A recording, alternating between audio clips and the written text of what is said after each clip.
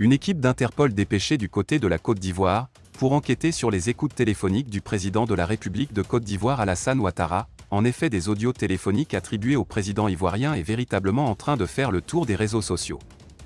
Ce qui a donc poussé la Russie, qui s'est sentie incriminée dans ces audios, à ouvrir une enquête contre le dirigeant ivoirien. Raison donc pour laquelle une équipe d'Interpol a été dépêchée du côté de la Côte d'Ivoire pour mener à bien une enquête pour mettre du clair dans cette affaire qui cristallise en ce moment la scène politique ivoirienne et malienne.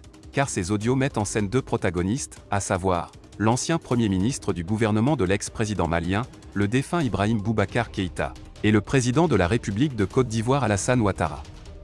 En ce moment, la situation semble être très critique pour Alassane Ouattara, car en ce moment du côté de la CEDEAO, ce dernier semble être détesté par tous. Avant de commencer la vidéo, je tiens à vous rappeler que nos vidéos ne sont pas faites pour inciter à la haine ou à l'acharnement, c'est donc la raison pour laquelle nous vous prions de rester polis et courtois dans les commentaires. Pour vous qui ne le savez pas, une enquête russe a été ouverte contre le président de la République de Côte d'Ivoire, son Excellence Alassane Dramane Ouattara par les juges d'instruction russes. Une autre enquête Ouattara également ouverte du côté de Bamako, pour vérifier la véracité de cette information.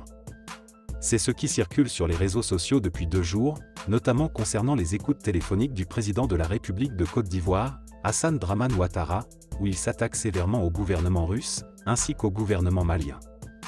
En ce qui concerne les avancées de cette enquête, le gouvernement russe aurait déjà pris des sanctions contre Alassane Ouattara, au point où il lui est interdit de quitter le pays dans les prochains jours. C'est donc la raison pour laquelle il réside en ce moment du côté de la Côte d'Ivoire en attendant l'avancée de cette enquête qui a déjà débuté dans le pays.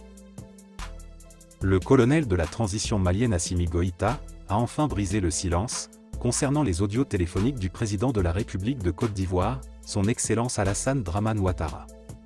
Celui-ci a donc décidé de passer à la vitesse supérieure et le poursuivre justice, c'est donc la raison pour laquelle une enquête a été ouverte du côté de Bamako, dans le but d'enquêter sur la véracité de ces écoutes téléphoniques.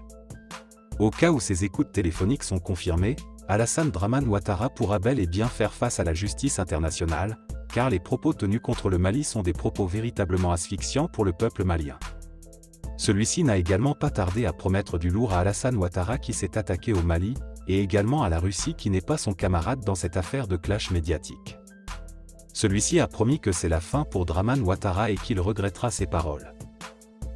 Eh bien les amis, c'est ici que l'on doit se séparer pour ce qui est de cette petite note d'information. Partagez la vidéo avec vos amis si vous l'avez trouvée intéressante, abonnez-vous à la chaîne, ce n'est pas encore fait, et à très bientôt pour de nouvelles vidéos.